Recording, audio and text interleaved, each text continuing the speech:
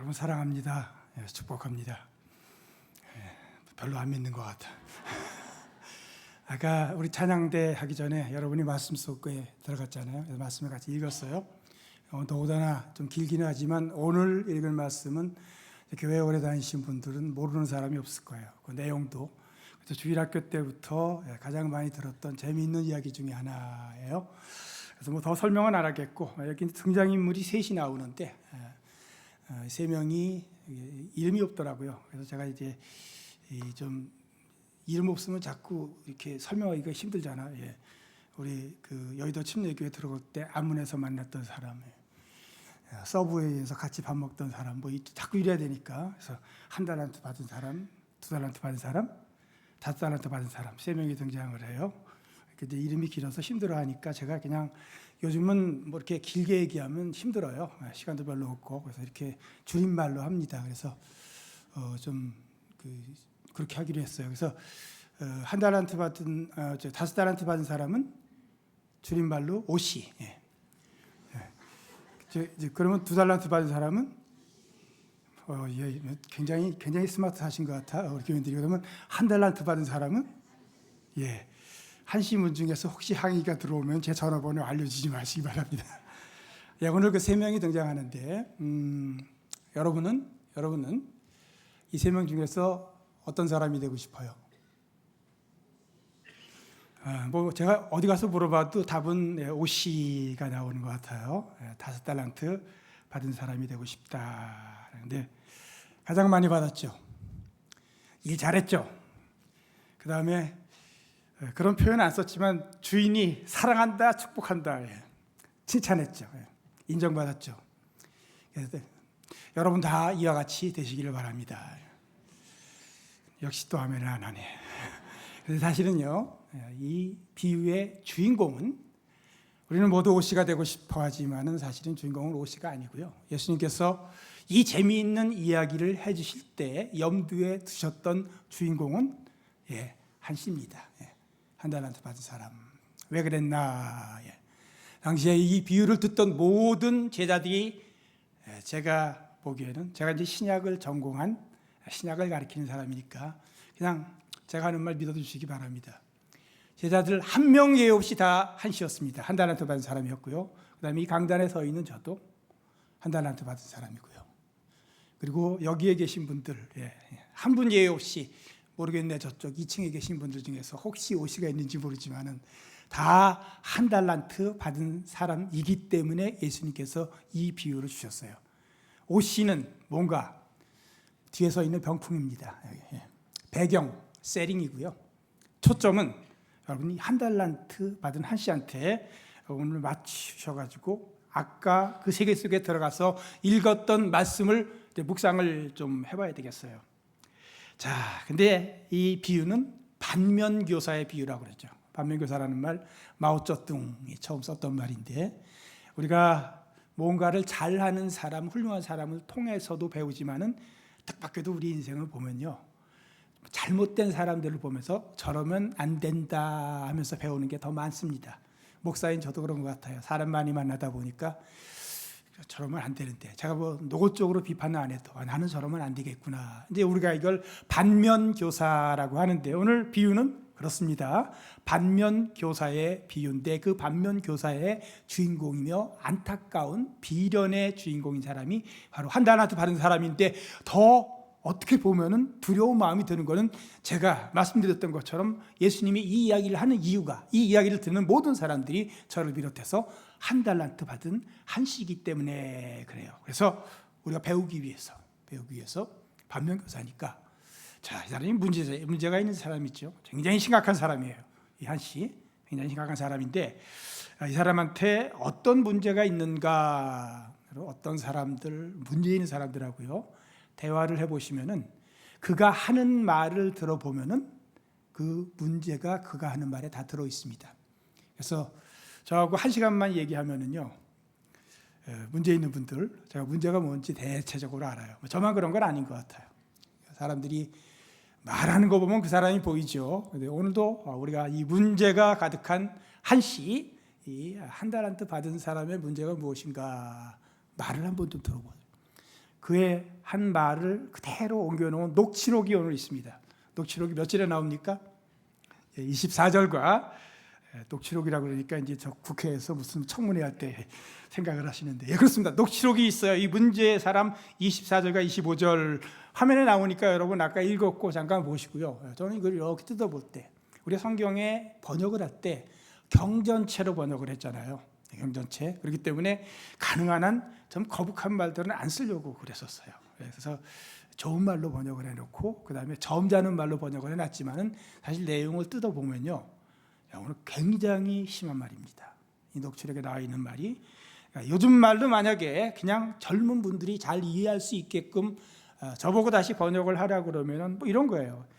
지금 주인한테 얘기합니다. 이 주인은 하나님이에요. 우리 비유 속에서 하나님 그 앞에서 뭐라고 얘기하냐? 당신은 굳은 사람이다. 요즘 젊은 사람들을 안 쓰고 이게 무슨 뜻인지 모르는 분도 있지만 연세 드신 분들은 저희 할아버지 할머니 때 이런 말 많이 썼습니다. 굳은 사람들, 굉장한 쫌생이라는 얘기입니다. 이 얘기는 뭐냐면 여기서 보면 당신은 지독한 악덕 기업주요, 쫌생인 거 내가 너무 잘 알아요. 오, 이거 뭐 시작부터 말이 굉장히 셉니다. 그리고 난 뒤에 당신은 어떤 사람이냐? 심지 않은 데서 거두고 그 다음에 해치지 않은 데서 모으는 거 나 처음부터 알았습니다. 이것도 굉장히 모욕적인 말이에요. 이게 심지도 않고 내노래. 해친다는 건 씨를 뿌린다는 얘기거든요. 씨를 뿌리지도 않고 거두어가지고 좀 내놓으라고 그러는 거예요. 그런 사람이라는 걸 알았대. 그래서 자, 이거를 지금 젊은 분들이 잘 이해할 수 있는 말로 간단하게 얘기하면 나는 당신이 날로 먹으려는 사람이라는 거 잘 안다는 얘기예요. 굉장히 험해요, 사실은. 그뿐만 아니라 그 다음에 그래서 주인이 준 거를 어떻게 했느냐? 아유, 무서워라, 두려워하여. 이건 경외심이 아니에요. 이건 이제 모욕적 표현입니다. 난 당신 무서워. 그래서 당신의 달란트를 땅에 감추어 두었나이다. 그러니까 주자마자 그거 가져가 가지고 땅 파고 거기다 묻었어요. 요거를 세 글자로 줄이면 뭐가 될까요? 개무시. 여러분, 사랑하는 사람이 선물을 줬는데 가가지고 쓰레기통에 쳐버리거나 땅 파고 묻으면 그 개무시죠. 제가 이 말은 굉장히 험악해요. 24절, 25절 녹취록을 요즘 표현으로 다시 번역을 해가지고 뜯어보면은요, 악성 댓글입니다. 악성 댓글. 요즘 신문 기사나 또는 영상이나 요즘 보니까 어떤 교회들도 가서 보면 그 게시판에다가 뭐가 이렇게 비틀어진 사람들 막 그냥 이제 뭔가 이렇게 베베 꼬인 사람들이 갔다가 댓글 다는 거 보면 곡해를 하고요. 그 다음에 상대방을 오늘 여기 나와 있는 것처럼 하나님한테 막 이래도 되는 거야. 완전 무시를 하고, 그리고 듣는 사람들이 때로는 심신이 약하면 그것 때문에 자살하는 사람도 생기는 악성 댓글 수준의 녹취록이 이 한 씨가 한 말인 걸 믿으시기 바랍니다. 별걸 다 믿으라고 그러네. 이 사람 문제가 보여요. 보이죠?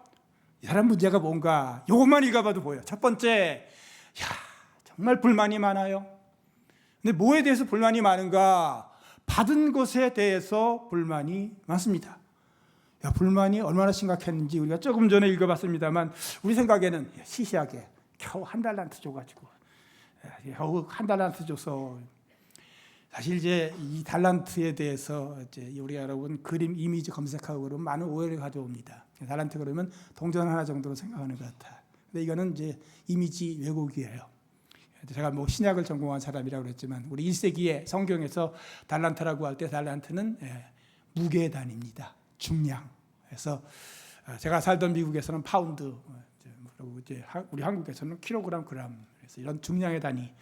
그래서 금 한 달란트라고 그랬는데 이 한 달란트가 어느 정도 되는가, 여러분 위키백과에 들어가 보면요, 잘못되면 자꾸 고치거든요. 정확해요. 그래서 이제 이때까지 고증한 바로는 성경 시대 때 한 달란트의 무게는 59.9kg 이 정설입니다. 이제 이게 잘 감이 안 잡히시는 분을 위해서 좀 설명을 드리면은, 제가 좋아하는 가수 아이유가 0.75 달란트고요.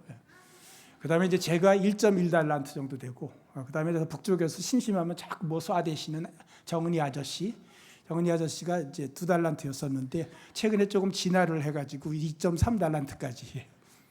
이게 굉장한 무게죠. 근데 이게 뭐예요? 성경에 보니까 금, 금한 달란트. 금한 달란트가 얼마나 나갈까? 우리는 잘 모르잖아. 잘 모르면은 그저 우리는 그래도 돈으로 얘기해야지 잘 알잖아. 그래서 제가 목요일 날 우리 교회에 PPT 보내기 전에 정확하게 하려고 오늘 우리 시점에서 금한 달란트는 시세가 어떻게 될까 해가지고 들어가서 점검을 해서 제가 작업을 해보니까 우리 한국은 돈으로 하더라고요. 한 돈이 3.75g인데 한 돈에 살려면 여러분 65만 원 정도 내야 됩니다. 팔려고 그러면 돈 별로 못 받아요. 좀 55만 원. 그러니까 우리가 이제 중간 기준 가격으로 치면은 60만 원 정도가 한 돈이에요. 한 돈이 3.75g이니까 이게 지금 그 값이 국제 정세가 불안하고 경제도 안정이 안 되니까 자꾸 금값만 올라가요. 이거 엄청 올라갔거든요. 그래서 1g당으로 이렇게 1g을 계산하면 1g당 16만 533원이에요. 자, 그러면 한 달란트는 59.9kg이잖아요. 1kg이 1000g이잖아요. 예? 그래서 이제 계산을 했어요. 16만 533원 곱하기 1000 곱하기 59.9 96억 1,500만 원. 우슬이 떼면 96억 원. 사는 것 기준으로 보면은 대략 100억 원. 사흘 전에 PPT 만들 때 우리 한국의 한 달란트 시세였습니다. 근데 제가 이게 충격인 게 1부도 그렇고 2부도 그렇고 우리 교회에 놀라는 사람이 없어. 그래서 보니까 야 목사님 그거 우리 장롱에 그 정도는 다 있습니다. 엄청나요. 사실 엄청난 거예요. 누가 나한테 유승원이한테 이 정도의 투자금을 주면요, 저는 그냥 거기서 무릎 딱 꿇고 다른 사람한테 5배를 줬던 다른 사람한테 2배를 줬던 그거는 문제 안 돼. 감사합니다. 아마 막 그냥 눈물 뚝 떨구면서 감사합니다. 예. 이런 강단이 쓰지도 않아. 예. 감사합니다. 예. 잘하겠습니다. 최선을 다하겠습니다. 그러는 게 사실은 정상이에요. 정상인데 이 사람은 왜 이렇게 베베 꼬였을까요? 왜 이렇게 베베 꼬였어요? 본문에 나오지 않은 단어지만 이 이야기를 들으면서 모르는 사람 하나도 없습니다. 굉장히 중요한 포인트죠. 비교한 거잖아요. 비교한 거. 만약에 지금 한 달란트만 받았으면 이렇지 않을 수 있는데 다른 사람한테는 금 5달란트를 줬어. 오 씨한테. 별로 보면 신통치도 않은 사람한테. 이 씨한테는 2달란트를 줬어요. 비교라는 말이에요. 여러분 오늘 잘 생각해야 되는 거예요. 비교를 하는 순간에 감사가 아니라 찬양이 아니라 기쁨이 아니라 세상의 불만으로 말미암아 꼬여도 이렇게 꼬일 수 없는 막말을 내놓는 한 시가 되었던 것. 자, 이게 그래가지고 여기서 이제 이 시는 이겁니다. 분명히 받았는데 그것도 엄청나게 받았어요. 저기 한 달란트가 뜻하는 바가 여러분 딱 보기에 알겠잖아요. 이게 뭐예요? 하나님이 주신 거잖아. 이게 은혜죠. 하나님 은혜를 얘기하는 거예요. 지금 아까 한 달란트 받은 사람들이 있다라고 우리가 얘기할 때 조금 빈정상하는 분들이 있었는지 모르지만은 요지는 이거예요. 우리는 다 정말 상상할 수 없는 큰 은혜를 받은 사람들이에요. 그러니까 그런 의미에서 우리가 한시예요. 한시예요. 그런데 이 양반이 문제인가? 받은 것을 받지 않았다고 하면서 거부하고 그 다음에 삐뚤어졌습니다. 비교를 해봅시다. 다른 사람들의 녹취록도 오늘 있네요. 5달란트 받은 사람이 한 말을 해요. 보니까 20절에 내게 5달란트를 좀 읽어보셔요. 주셨는데 그랬어요. 하나님이 주신 거를 인정을 해. 내가 받은 거야.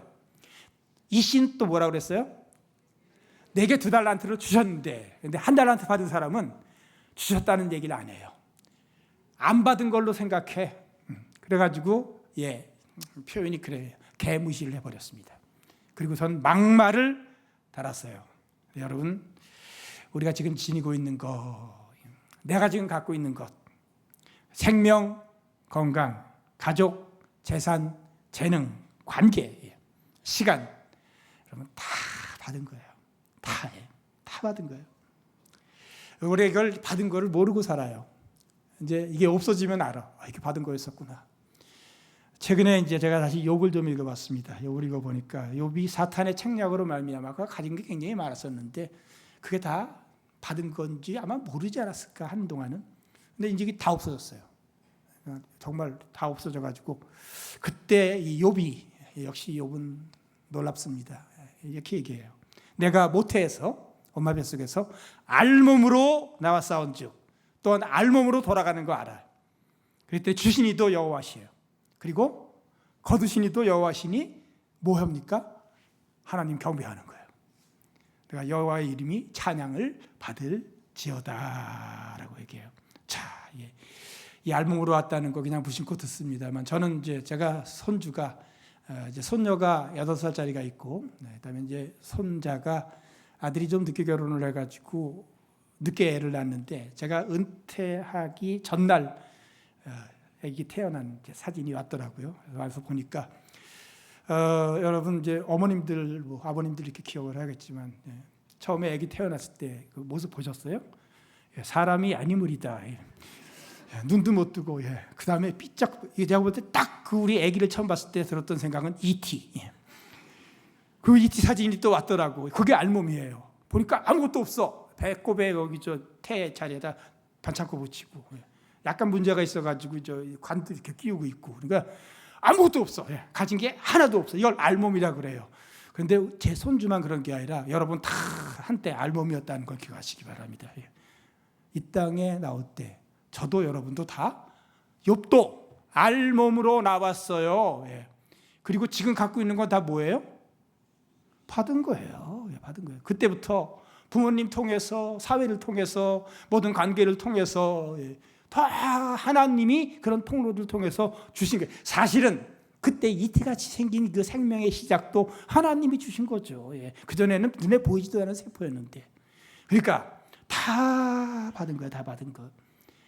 사도 바울이 고린도 교회에 좀 문제 있는 사람들한테 속상해가지고 편지를 썼을 때 이런 말을 했습니다. 고린도전서 4장 7절에 이제 그때 좀 교만한 사람들이었는데 그들한테 딱 이런 질문을 하더라고요. 내게 있는 것 중에 받지 아니한 것이 무엇이냐? 내가 받았는데 왜 받지 않은 것처럼 왜 네가 자랑하냐? 이렇게 얘기해요. 저는 이 질문을 딱 듣는 순간에 저한테 한번 적용을 해봤어요. 다 받은 거예요. 다 받아요. 여러분 너무 예뻐요. 옷도 참 정갈하고 예쁘게 잘 입으셨고 모양도 풍채도 이 좋은 교회 다 뭐예요? 받았다니까. 인정을 잘 안 하려고 그러네. 다 받은 거예요. 다 받은 거예요. 사실은 알몸으로 시작을 했어요. 받고도 받지 않았다고 우기는 것, 이게 불신앙이에요. 오늘 그 비유에 이걸 잘 보셔야 돼요. 받고도 받지 않았다고 생각하는 게 이게 바로 죄의 시작입니다. 우리 죄인들하고 아직 예수님 모르는 사람들하고 우리하고 다른 게 그거야. 받고도 은혜를 받고도 받지 않았다고 생각하는 게 죄예요. 받고도 받지 않은 것처럼 말하고 행동하고 주장하고 그런 태도를 보이는 것, 이것이 한쪽으로는 교만이고 그게 뜻대로 안 되면 열등감이 되는 거예요. 오늘 비유에 굉장히 중요한 거, 문제가 뭔가 엄청난 은혜를 땅에 묻어버리고 은혜 주신 분을 모욕하고 그리고 결국 저주를 자초했습니다. 슬피 울며 어두운 데서 이를 갈게 되었던 거 왜 그랬나? 알아요. 5달란트 받은 사람 거 보다가 2달란트 받은 이씨 쳐다보다가 자기 거는 속이 비틀어져 가지고 땅에 묻어버린. 자, 이러지 말자. 자, 그러면요, 이런 비유를 주시는 하나님 마음을 우리가 읽어야 되잖아요. 우리 예수님 비유를 볼 때마다 예수님이 뭔 생각을 하시는 건가? 포인트가 뭔가? 이 비유를 주시는 목적이 굉장히 성난 하나님이 화가 나가지고 막 분노를 쏟아붓는 신의 카타르시스에 자기 카타르시스를 위해서 이 비유를 주신 거 아닌 거는 여러분 다 알고 있잖아요. 그거 아니에요. 이 비유를 주실 때 정말 저 같은 한씨가 우리 한 달란트 받은 모든 사람들한테 주님이 해주고 싶은 말이 있었어요. 이 말을 진심을 다해가지고 해주고 싶기 때문에 이 비유를 우리 예수님께서 우리한테 재미있게 주신 거예요. 무슨 말을 해주고 싶으신 걸까? 이 말을 듣는 사람이 되기를 원하는 거예요. 착하고 충성된 종아, 내가 적은 일에 충성하였으면, 이게 5달란트 받던 사람한테 한 얘기인데 적은 일에 충성했다고 얘기를 하는 거 보니까 이거는 5달란트 받은 사람한테, 오씨한테 얘기는 하면서 옆에 있는 한씨 들으라고 하는 얘기예요. 적은 것에 충성하였으면 내가 많은 것으로 내게 맡기리니 내 주인의 즐거움에 참여할지어다. 저한테 이 얘기 해주고 싶어서 이 비유 주신 거예요. 여러분한테 지금 이 얘기를 해주고 이 얘기를 듣는 사람이 되는 것을 간절히 원하시기 때문에 사실이에요. 그래서 우리가 여기서 주목해야 될 것은요, 2달란트 받은 사람이에요. 아까 말씀드렸듯이 오씨는 병풍이에요. 별로 신경 쓰지 마셔요. 네. 그러면 1달란트 받은 사람이 벤치마킹을 해야 될 사람이 있습니다. 우리가 이제 뭐 기업체에서 쓰는 말입니다만, 벤치마킹, 이정표 삼아야 돼. 아, 저렇게 해야 되겠구나. 우리 여의도 침례교회를 이렇게 와서 보면서 이렇게 해야 되겠구나 해서 제가 여의도 침례교회를 벤치마킹을 할 수가 있는데, 오늘 본문에 벤치마킹을 해야 될 사람이 이씨입니다. 그는 오씨보다 2배 반이나 적게 받았어요. 근데 전혀 불만이 없어. 그리고 주신 거를 인정을 해요. 내게 2달란트를 주셨으니 여기에 감사함이 묻어 있어요. 찬양이 묻어 있어. 원망하지 않습니다. 원망하지 않습니다. 그리고 비록 적게 받았지만 이거 갖고 최선을 다해가지고 5달란트는 못 남겼지만 몇 달란트 남겼어요? 2달란트를 더 남겼습니다. 그러니까 칭찬을 들어도 2.5배는 좀 덜 들어야 되는 것 같은데, 이때 이 2달란트 남긴 이 씨한테 주님이 해주시는 말을 이렇게 보니까 지면도 부족한데 같은 말로 이렇게 자꾸 하시는지 몰라요. 23절에 착하고 충성된 종아, 네가 적은 일에 충성하였음에 내가 많은 것을 내게 맡기리니 내 주인의 즐거움에 참여할지어다. 혹시 이거 그냥 앞에 게 간섭을 해가지고 뒤에 번역할 때 그냥 너무 똑같이 한 거 아닌가. 그래서 원문을 들어가 봤죠. 그리스어를 들어가 보니까 하나씩 다 비교해 봤어요. 토시 하나 다른 게 없고요. 액센트까지 다 똑같고요. 21절과 23절은 똑같습니다. 그러니까 5달란트 남긴 사람이나 2달란트 남긴 사람이나 받은 칭찬, 상의 내용은 똑같아요. 만약에 저 같은 한 씨가 열심히 해가지고 1달란트를 더 남겼다면 그때 하나님 주인께서 저한테 뭐라고 얘기할까요? 착하고 충성된 종아, 내가 적은 일에 충성하였으며 많은 것으로 내게 맡기리니 네 주인의 즐거움, 나 굉장히 너 보니까 좋다. 그 즐거움에 너도 참여하지, 같이 즐거워하자. 자, 다들 이 5달란트 받은 스타가 되고 싶어 하더라고요. 사람들이 보면 그 수백만의 젊은이들이 오디션 프로그램을 몰려드는데, 제가 놀라운 게, 여러분, 미국에 이 오디션 프로그램이 미국에도 왔는데 몇 명 몰렸는지 아세요? 100만 명. 이게 이제 이 세태를 이제 반영을 하니까 다 왜 갔어요? 제가 섬기던 교회도 거기 갔어요. 스타가 되고 싶어서. 다 우리는 5달란트를 받은 사람이 되고 싶은 거예요. 그러니까 스타가 되고 싶어가지고 오디션하면 몰려드는데, 근데 이거는 어떤 젊은이들의 모습만이 아니라 저 같은 목사가 솔직하게 고백하면서 회개하면서 하는 얘기지만, 목사도 스타가 되고 싶어요. 스타 목사가 되고 싶어하고, 사역자들도 그래. 다들 그냥 뭐 밑에서 이게 알아주지 말고 사람들이 보면서 승황하고 알아봐주고 그런 그 스타가 되고 싶어하는. 그런데 제가 어느 날 깨달았어요. 저기 미국의 인디아나 숲이 많습니다. 그 인디아나 깊은 숲 속에 수양관이 있어요. 거기서 우리 이 대학생 수련회가 있어서 제가 이제 강사로 가서 깜깜한 밤이었는데 거기서 집회를 마치고 숙소가 있는 데까지 좀 거리가 있습니다. 이제 그 오솔길을 걸어서 정말 아름답죠. 그런데 앞에 아무것도 안 보여요. 하늘을 쳐다보니까, 여러분 여의도에서는 그런 거 못 봐요. 그러나 혹시라도 휴가 때 가서 저 시골에 가면은 하늘에 뭐가 떠 있어요? 스타즈. 별들이 그냥 막 와 이렇게 아름다울 수가 없어. 우리는 모두 그 스타가 되고 싶어 하는 거야. 그래서 이제 별이 막 그냥 반짝이고 비치는데 이 스타가 내가 숙소까지 가야 되는 그 오솔길에 전혀 도움이 안 돼. 나한테 도움이 됐던 건 주머니에 굉장히 싸게 산 손전등이 있어요. 그게 그다음에 숙소에 돌아와가지고 성경을 읽는데 하늘에 그 많고 아름다운 스타가 전혀 도움이 안 돼. 그다음에 내 숙소에서 옛날 같으면 이제 거기 옛날 건물인데 호롱불이 켜졌을 거예요. 그 호롱불 심지가 있어요. 우리 이사야서에서 나오는 것처럼 하나님께서 우리를 보시면서 이스라엘을 보시면서 꺼져가는 심지도 끄지 않으시는 할 때, 그래서 잘못하면 꺼질 것 같아. 가물가물가물해요. 그래도 가지가 타들어가면서 불빛이 나오면 그 불빛 밑에서 일도 하고 책도 보고. 그래서 내가 숙소에 돌아와가지고 성경을 보는데 스타가 아무 도움이 안 돼.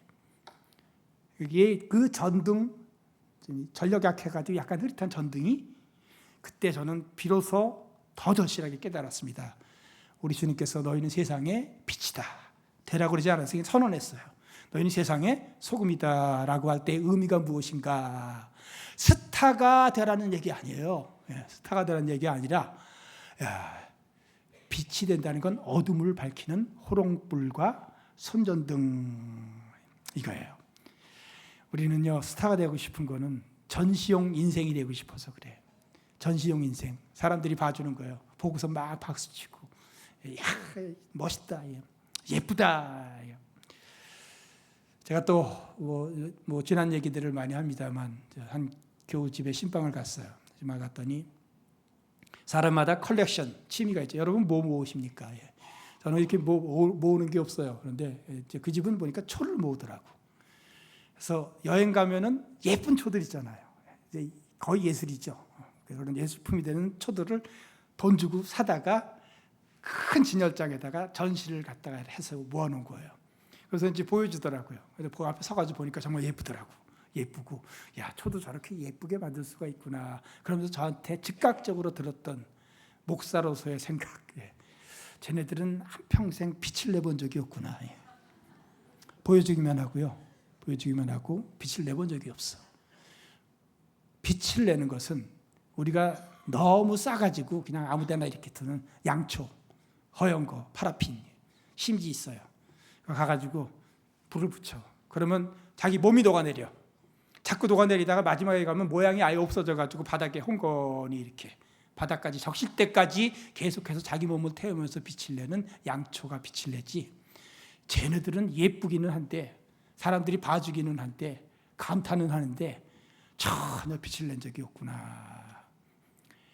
얘기하다가 자꾸만 생각나서 얘기하는데 마태복음 7장에 우리 산상수훈 마지막 부분에 저는 저 같은 목사가 들을 때 간담이 서늘한 얘기가 있어요. 사람들이 와가지고 예수님한테 예수님 저 아시지요? 제가 주의 이름으로 권능을 행하고요. 제가 주의 이름으로 귀신을 쫓아내고요. 제가 주의 이름으로 선지자 노릇을 했습니다. 모를 리가 없잖아. 그랬더니 주님이 그 사람들을 빤히 보시면서 이렇게 보더니 그런데 누구세요? 이거는 이제 요즘 표현이고 나는 너희를 알지 못한다. 불법을 행하는 자들아 내게서 떠나가라. 지금 자기가 살면서 보여줄 수 있는 모든 업적과 전시할 수 있는 모든 것을 주님 앞에 내놓는데 주님이 나는 넌 몰라.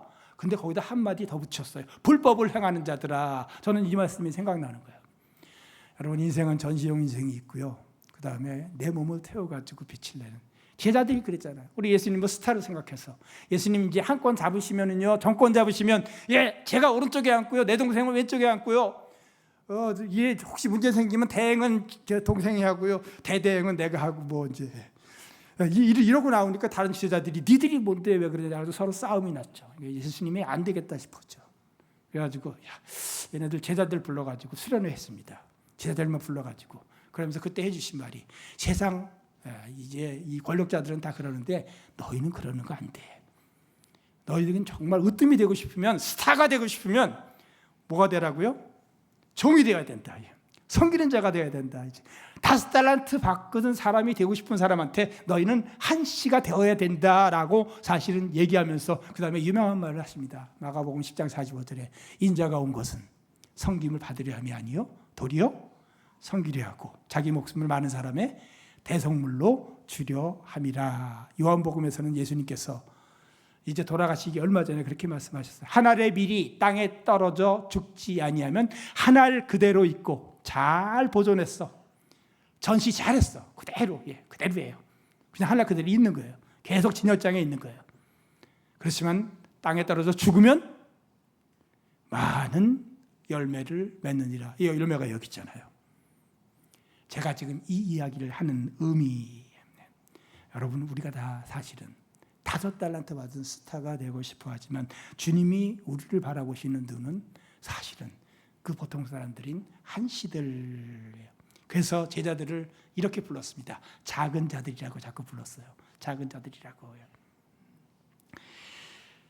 제가 최근에 이 한 달란트 정신을 입각해서 이게 화면에 굉장히 오랫동안 나와 있었던 것 같은데 이게 뭐 그런 게 여기에 이제 암시가 되어 있어요. 인생이 뭐냐 사실 자꾸 우리 뜨고 싶어요. 그러니까 자꾸 뭐 오디션 오고 스타 되고 뜨는 것이 아니라 동행하는 것이다. 빛나는 것이 아니라 스타로 빛나는 게 아니라 비치는 거예요. 비치는 거예요. 호롱불이에요. 받는 것이 아니라 주는 것이다. 주님이 하신 말씀이에요. 차지하려는 가치가 아니라 자꾸 어떻게든지 내 거 만들고 싶어 하는데 나를 주려고 하는 대속적 사랑이다.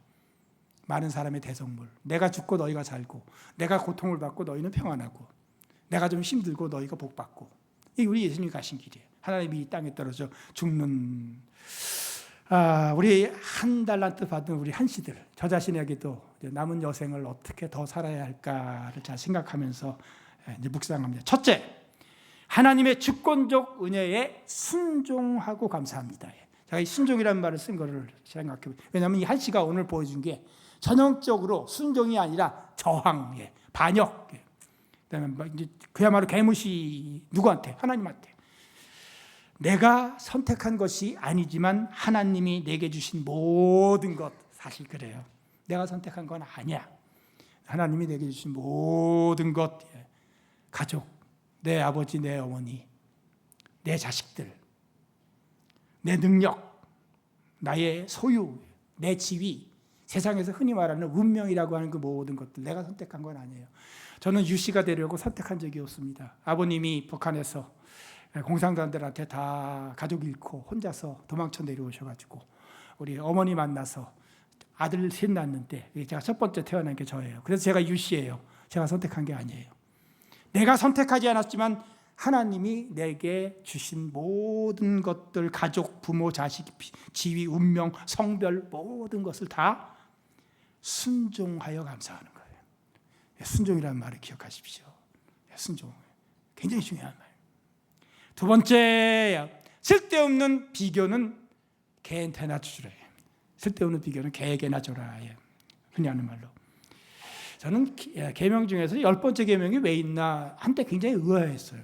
앞에서 살인하지 말라, 간음하지 말라, 도둑질하지 말라, 내 이웃을 해하려고 거짓 증거하지 말라 다 얘기해놓고서 굳이 또 10번째 계명을 지면도 부족한데 내 집이나 이웃의 집이나 이웃의 아내나 이웃의 종이나 이웃의 가축이나 탐내지 말지니라라고 언급을 해놔서 이게 무슨 특별히 필요 없는 걸 더했을까 했는데 전 나중에 깨달았습니다. 이 10번째 계명이 정말 중요한 울타리 계명이에요. 앞에서 다 언급한 거지만은 이 울타리 계명 10번째 탐하는 것이 무엇인가? 인생을 자꾸만 남의 것 보고 사는 거예요. 남의 것 보고 사니까 훔치죠. 남의 것 보고 살다가 마음에 안 들면 아예 죽여. 앞에. 그러니까 지금 그러지 말라는 얘기예요. 이게 무너지면 위에 게 무너지게 돼 있어요. 그래서 신약 성경에서는 이 탐내지 말라는 말을 탐심이라는 말을 써가지고 탐심은 곧 뭐라고요? 우상 숭배니라. 앞에가 다 무너지는 거예요. 제가 몇 번 본 영화가 있습니다. 안 보신 분 있으면 한번 꼭 보라고 전하고 싶고 젊은 분들은 이미 고전이 됐기 때문에 모르는 사람도 있을 거예요. 영화 아마데우스. 보신 분이 있는 것 같네요. 보니까 눈빛을 보니까 아마데우스는 라틴어로 아마 사랑, 데우스 하나님의 사랑이라는 뜻입니다. 그리고 이거는 이제 사람 이름이죠. 아마데우스 볼프강 모차르트는 성이고 모차르트의 이름입니다. 그래서 이 영화는 모차르트를 소재로 해가지고 주인공이 모차르트인 것 같지만 영화를 보신 분은 알겠지만 여기의 주인공은 모차르트가 아니라 사실 이거의 역사적 고증에 대해서는 음악하신 분들이 뭐 다른 분분한 의견이겠지만 적어도 영화에서 볼 때는 거기 주인공은 살리에르입니다. 살리에르는 누군가? 잘 나가던 사람이었어요. 오스트리아 비난의 궁정악장, 그러니까 음악인으로서는 누릴 수 있는 최고의 지위를 누리는 엄청나게 스타였어요. 살리에르가. 그랬는데 이 살리에르가 생긴 것도 이상하게 생기고 첫딱선이 없고 인간성도 막 거지 같은 모차르트가 나타나가지고 음악을 연주를 하고 만드는데 자기가 도저히 만들 수는 없지만 감상할 수밖에 없는 천국의 음악을 만드는 거예요. 이걸 보는 순간부터 살리에르는 자기 음악을 다 내팽개칩니다. 그리고 모차르트만 보기 시작해. 모차르트가 뭘 만들고 있나? 모차르트가 지금 뭐 하고 있나? 한여까지 붙여가지고 스파잉을 하고. 그래서 그 영화에서 스토리는 살리에르가 계속 모차르트의 삶을 염탐을 하는 거예요. 그다음 맨 마지막에 마지막 장면이 굉장히 인상적이죠. 살리에르가 휠체어를 타고 머리가 산발이 됐어요. 그리고서는 미쳤습니다. 정신병동에 들어요. 그러면서 우리 관객들을 향하여 손가락질을 해요. You mediocres, you mediocres. 범인들, 천재 아닌 것들, 그냥 보통 사람들, 왜 사니? 뭐 이러고 있는 거예요. 그때 그 미디어커라는 말, 이 한 달란트 받은 것들아, 이 한 달란트밖에 못 받은 것들아. 그 영화의 주제는 주인공은 살리에르예요. 살리에르. 왜 그 사람이 잘 나가다 인생이 그렇게 비틀어졌는가? 이거는 모든 사람이 자세히 잘 생각해 봐야 될 거예요. 하나님이 자신에게 주신 것 누릴 때는 괜찮았어. 하나님이 내게 주신 것 땅에 묻어버리고 하나님이 모차르트한테 준 것만 쳐다보다가 결국은 미치기까지 하고 우울증에 빠지고 정신병자가 되는 여러분, 우리는요 사람마다 다 하나님이 내게 주신 거 있어요. 제가 지금 이기주의 얘기하는 거 아니에요. 내게 주신 거 그거 꼭 잡으셔야 돼. 제가 목회하면서 좌우명처럼 삼았던 성경 본문이 시편 16편이 나중에 이제 읽어보셔요. 신약 성경에서 굉장히 중요한 구약 성경 시편 16편입니다. 다윗의 시지만 예수님의 부활의 증거로서 이 시편 16편을 들고 있어요. 거기 보면 굉장히 의미 있는 말이 있어요. 내게 줄로 재어준 구역은 아름다운 곳에 있으며 하나님이 내게 줄로 재어준 구역을 우리 구약 성경에서는 보통 기업이라고 부릅니다.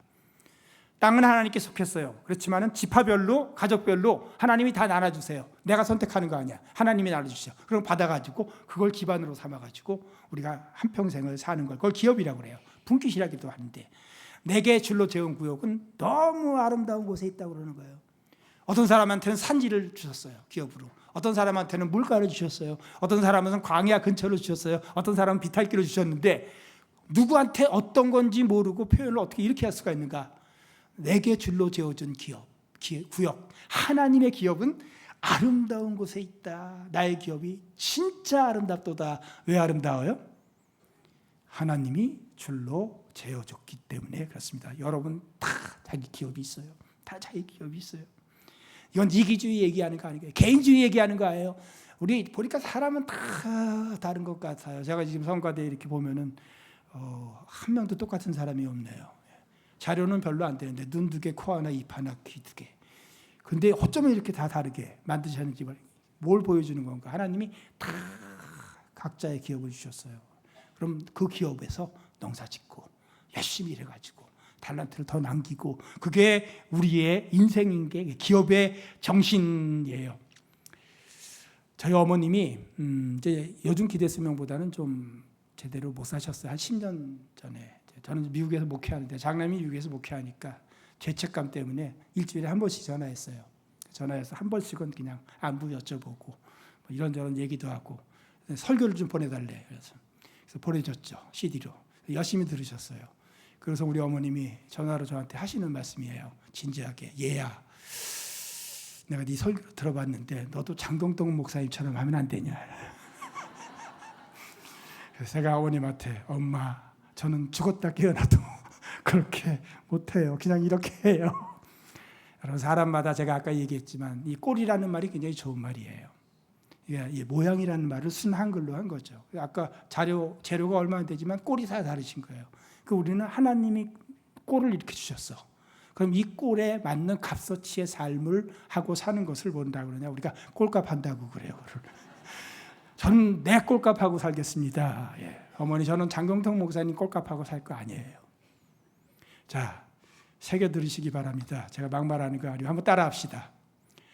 꼴값하고 살겠습니다. 내게 줄로 재워진 구역이 아름다운 곳에 있으며. 그러니까 하나님이 다른 사람한테 준 기업 자꾸 보다가 마음을 거기에 빼앗길 뿐만 아니라 내 거는 땅에 묻어주는, 여러분 이러지 말자. 왜 이런 얘기를 하는가? 저를 자신을 돌아봐도요, 이 위험이 모든 한 씨한테 있는 거예요. 살아가면서 계속 있어요. 안타깝게도 어쩌면 지금도 우리 가운데서 이와 같이 쓸게요. 어두운 데서 이를 갈며 굉장히 힘들어하는 사람이 있는지 몰라요. 그렇지 말라라고 주님이 말씀하세요. 세 번째, 마지막에 우리 다 평가받아요. 학기말고사 있는데 그때 평가할 때 하나님이 나한테 주신 것을 갖고 평가는 안 하세요.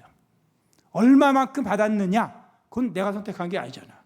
그러니까 내가 얼마만큼 줬냐를 갖고 평가하지. 여러분, 하나님이 아무리 빛과 번쩍한 은사를 주셨다고 해도요, 마태복음 7장에 나온 사람들이 그 은사 받은 사람들 아니에요. 그 은사를 갖고 평가 안 해요. 그 은사를 갖고 뭐를 했느냐를 갖고 평가를 하세요.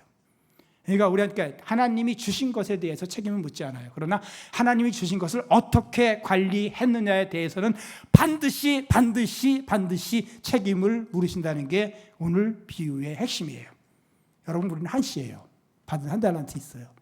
이것을 어떻게 관리했느냐에 대해서는 반드시 책임을 묻습니다. 그리고 우리가 지금 아직도 살아있는 이유가, 저는 여생이라고 그래요. 여생이라고 그러는 거는 뭐 여기 젊은 분들한테는 여생이라고 그러면 아직도 50년, 70년 남았고, 또 어떤 분들한테는 뭐 10년 남았을 수도 있어요. 저는 뭐 얼마 남았는지 모르겠습니다. 그러나 분명한 거 하나는, 여러분 앞에 남은 인생은 다 여생이에요. 그 여생을 어떻게 해야 되는가? 여러분, 이 한 달란트, 맡은 자들에게 구할 것은 충성이다. 오늘 나왔던 거. 받은 은사가 다 다르니 사도 바울이 로마 교회에 편지 보낼 때예요. 내 기업이 있어요. 여러분, 그 기업 붙잡으세요.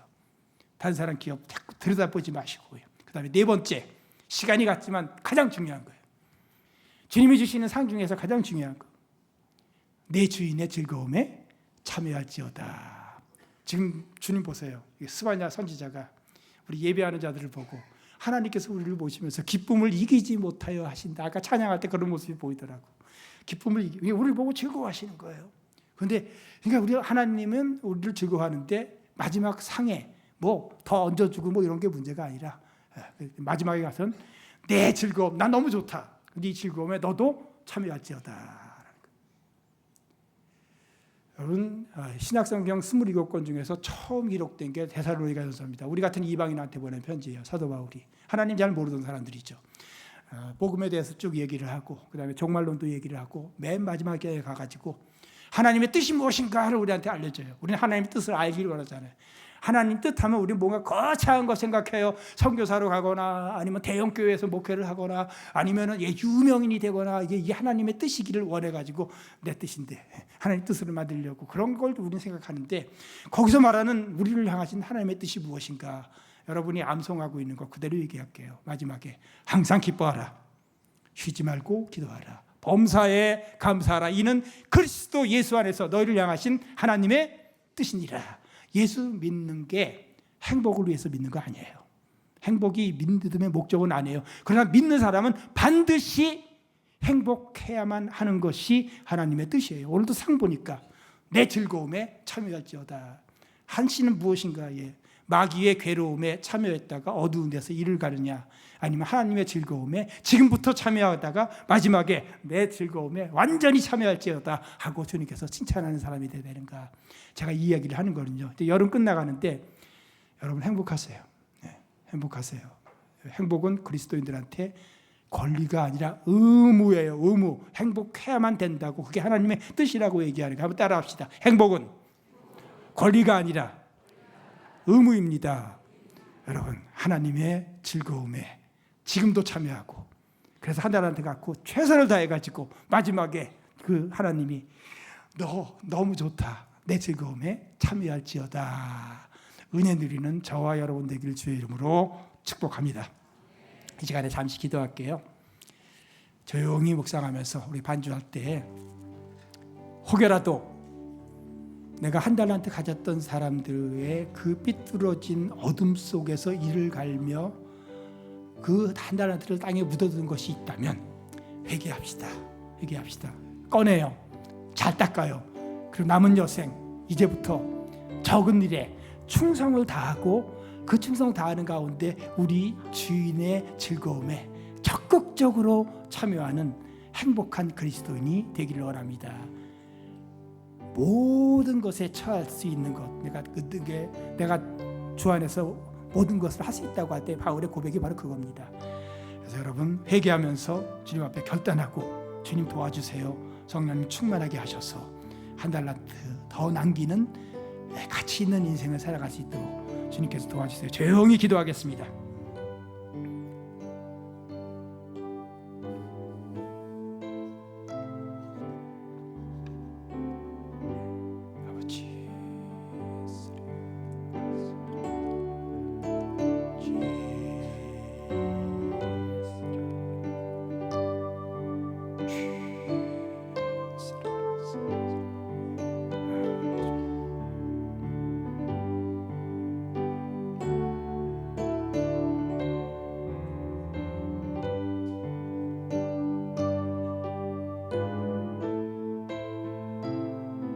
사랑하는 주님 감사합니다. 우리가 무엇이건대 예수 그리스도를 우리에게 보내주시고 이처럼 큰 은혜를 누리게 하셨사온즉 이 은혜를 꼭 붙잡고 감사하고 찬양하면서 주께서 줄로 재어준 내 인생의 아름다운 기업을 아름답다고 찬양하며 주님을 높이고 그리고 열매를 맺어가는 귀한 한 달란트 받은 사람들이 되도록 복내려 주옵소서.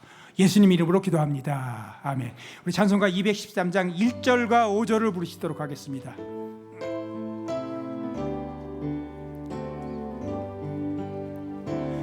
나의 생명 드리니 주여 받아주셔서 세상 살아갈 동안 찬송하게 우리 5절 나의 여생들이니 나의